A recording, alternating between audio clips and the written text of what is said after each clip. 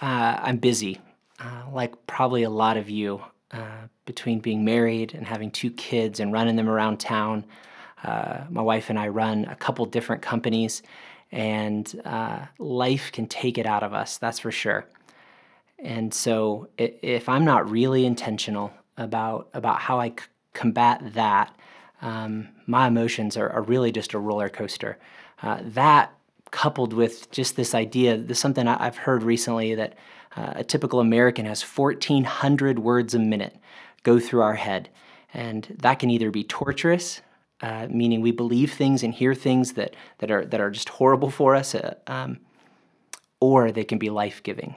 So I do a couple different things to combat this, to be really intentional about how I view the world, how I view myself, how I view God. One of them is I wake up early in the morning, typically about an hour before my family. I grab my iPod, my headphones, and I go down into a dark basement. It has to be dark, otherwise I just get distracted way too easily.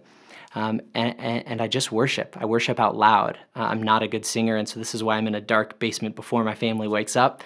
But something happens at about 15 minutes, 20 minutes into this every time, where I begin to be able to breathe and not be thinking about what I'm going to be doing that day.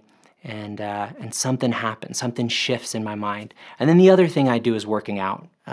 Working out for me, the physical benefits I get from it really are just a bonus. What it does for me is it makes me pause from the middle of my day. I try to do it at lunchtime, and I get to breathe. And again, I get to put my headphones in, listen to some worship, some music, and it just does something for my heart and my head.